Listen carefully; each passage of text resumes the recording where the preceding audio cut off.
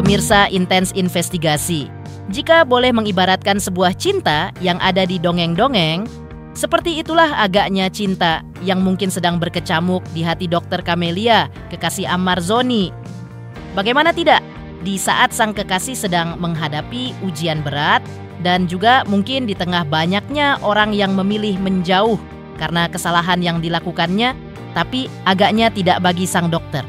Ia tetap bertahan, meski sebenarnya dalam hatinya ia pun tahu segala hal kemungkinan bisa menimpa sang kekasih, yang kini harus menjalani hari-harinya di balik jeruji penjara Nusa Kambangan.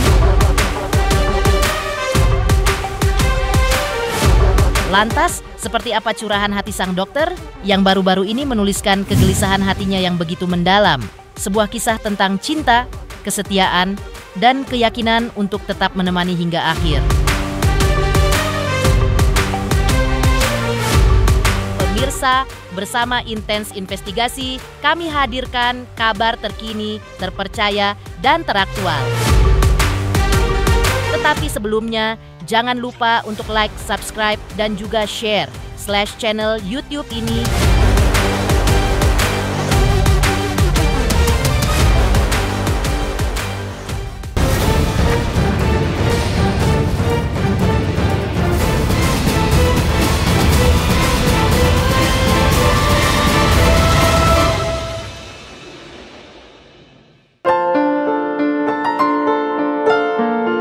Seperti diceritakan sebelumnya, atau masih tentang curahan hati sang dokter atau kekasih Ammar Zoni, Dr. Camelia, yang baru-baru ini mengunggah sebuah tulisan panjang tentang kegelisahan hatinya yang begitu mendalam.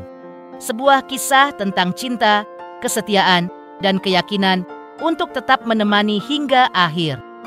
Bahkan dalam sebuah curhatan panjang yang ia tulis di akun media sosialnya, "Saya tidak ingin dinilai sebagai dokter yang terlalu mencintai pasiennya. Dia bukan pasien saya, dia adalah seseorang yang saya sayangi, yang saya doakan setiap hari agar bisa bangkit dan membuktikan kepada dunia bahwa manusia tidak bisa dihakimi hanya dari masa lalunya. Di sini bukan tentang siapa yang sempurna, tapi tentang siapa yang tetap tinggal ketika yang lain memilih pergi."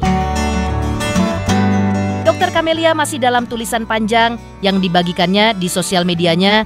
Sepertinya juga mengetahui betul, apalagi dari latar belakangnya sebagai dokter, ada manusia bisa sakit. Baik secara fisik maupun mental. Makanya dengan hal itu ia berupaya betul untuk menemani Ammar sampai titik darah penghabisannya. Ia tetap pada pendiriannya penuh untuk tetap membantu Ammar untuk sembuh dan bisa keluar dari pengaruh barang haram tersebut. Saya seorang dokter, saya sangat paham bahwa setiap manusia bisa sakit, baik secara fisik maupun mental. Ketika banyak orang menjauh, saya justru melihat bahwa inilah waktu terberat bagi seseorang untuk benar-benar membutuhkan dukungan. Saya bukan melihat dia sebagai sosok artis, tapi sebagai manusia. Saya dekat dengannya bukan karena ketenaran, tapi karena saya tahu di balik semua label yang diberikan padanya, ada hati yang tulus dan ingin berubah. Saya sadar mungkin banyak yang kecewa, bahkan mungkin tidak mengerti. Tapi saya hanya ingin mengatakan, saya tetap di sini bukan karena buta, tapi karena saya melihat, karena saya tahu siapa dia sebenarnya.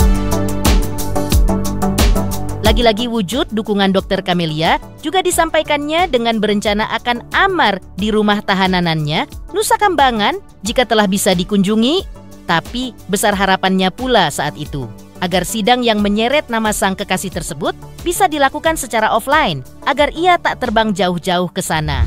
Kalau udah bisa dikunjungin pasti aku ke sana. Katanya sih 3 bulan ya.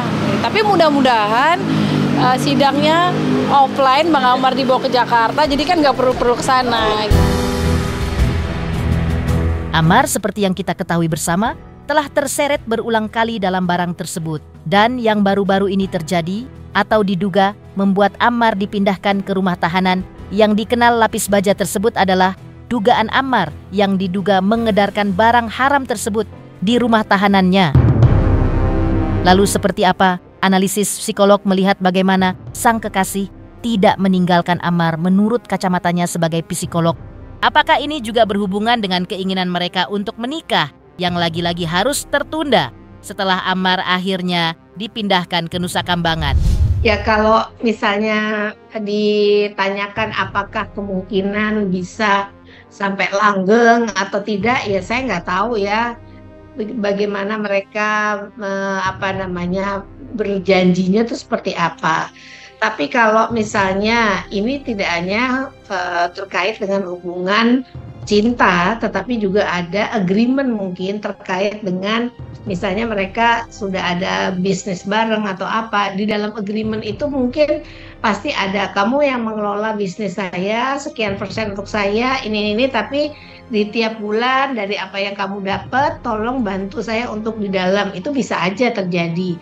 Jadi bukan berarti kalau itu hanya pure hubungan cinta ya, tapi ada hubungan kerjasama dalam kaitannya usaha atau apa gitu. Kalau menurut saya mungkin aja seperti itu. Tapi kepastian bahwa apakah orang ini akan kemudian apa ya namanya keluar dari sini terus kemudian langsung akan mengawini dan sebagainya kita nggak tahu karena kita juga masih belum tahu kasus ini ujungnya seperti apa karena dengan adanya bermacam-macam rumors di mana dikatakan sebetulnya tidak bersalah, dijebak dan sebagainya. Jadi kita sebetulnya nggak tahu. Kekecewaan pasti mungkin ada. Mungkin juga kemarin sudah kecewa karena harusnya udah mau keluar tiba-tiba nggak jadi keluar gitu. Nah itu juga harus dilihat ya sebagai sesuatu yang kalau misalnya memang hanya sekedar imbal balik seperti itu apakah mau dipertahankan apa tidak gitu. Nah, ini kan belum ada hubungan apa-apa dengan yang ini. Baru akan bahwa itu harusnya sudah diperhitungkan ya kalau kita sama-sama manusia walaupun ini kemudian nggak tahu suratan Allah ke depannya seperti apa tapi udah tahu konsekuensinya. Kalau yang satu keluar dari penjara pasti belum tentu bisa mungkin mencari nafkah seperti kayak orang pada umumnya. Yang satunya yang harus banyak mensupport. Ada kemungkinan situasi di mana lingkungan sosial akan menilai orang yang keluar dari penjara menjadi seperti apa. Yang satunya juga sudah siap bahwa kalau dia bergantian ini orang ini akan juga terlihat jadi seperti itu. Bahwa kemungkinan nanti ada hal-hal lain yang selain dari masalah misalnya apa ya namanya sudah merasa berutang budi tapi ada masalah lagi mungkin kemudian udah harus bisa diperhitungkan. Tapi kalau semua diperhitungkan dia merasa fine aja ya nggak ada masalah. Mengejutkan curahan hati yang akhirnya disampaikan Dr. Camelia, kekasih Ammar. Lantas, apa yang membuat Raffi memiliki niatan yang akan berkunjung ke Lapas Nusa Kambangan?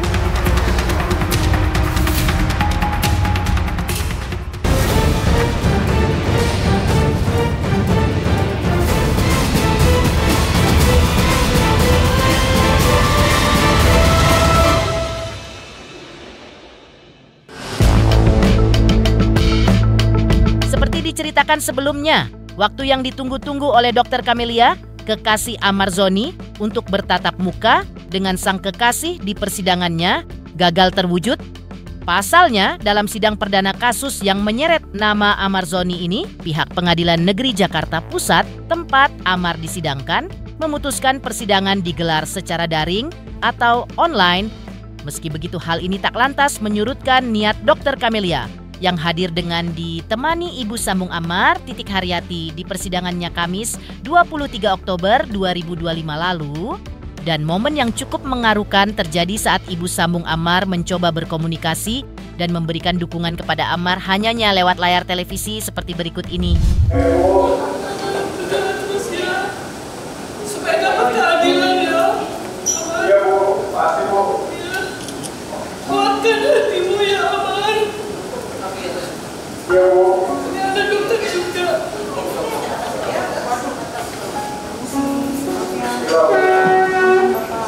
Makasih Bu ya. Iya. Dokter kerja di sini. Ini dokter nih, dokter Priti nih.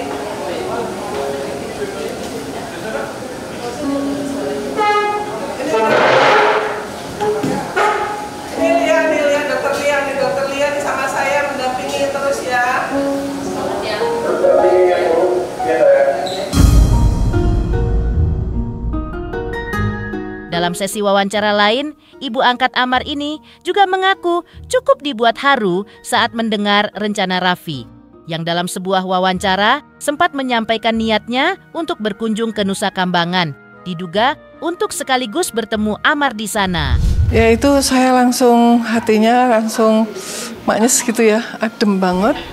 Dan berharap segera Raffi pergi karena kan juga udah pernah dulu akan membantu Amar. Dan Raffi Ahmad juga pernah mengalami hal yang sama. Jadi merasakan bagaimana keterpurukannya, semuanya itu di luar kemampuan sebagai manusia yang utuh gitu ya. Dan saya mendorong segeralah Raffi untuk bisa berkunjung ke Nusa Kambangan, bisa ketemu dengan Amar.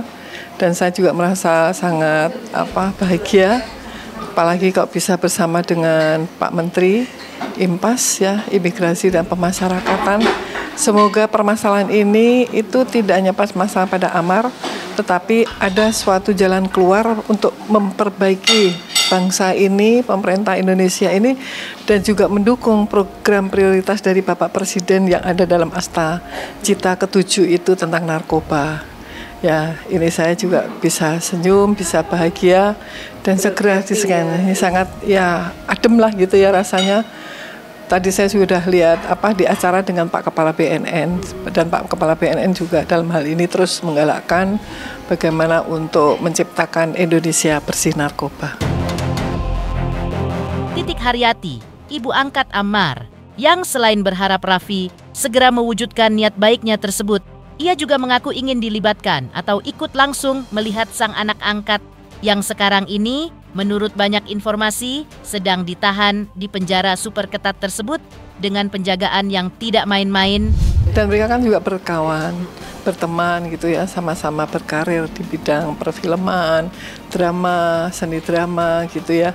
Dan tentu ya sebagai manusia mendukung dan terima kasih ya Raffi. Ditunggu dan saya siap juga untuk ikut ke sana. Heboh buka suaranya ibunda angkat Amar dan kebahagiaannya perihal Raffi yang dalam sebuah wawancara menyebutkan akan segera datang ke rumah tahanan Nusa Kambangan. Lantas, apa kata Ustadz Dery?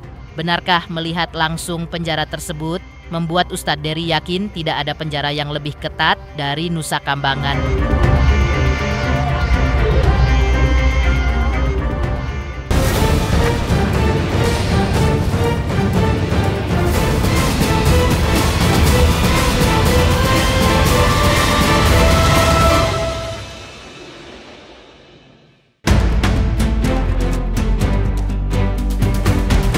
Heboh buka suaranya ibunda angkat Amar dan kebahagiaannya perihal Raffi yang dalam sebuah wawancara menyebutkan akan segera datang ke rumah tahanan Nusa Kambangan dan diduga untuk menjenguk Amar.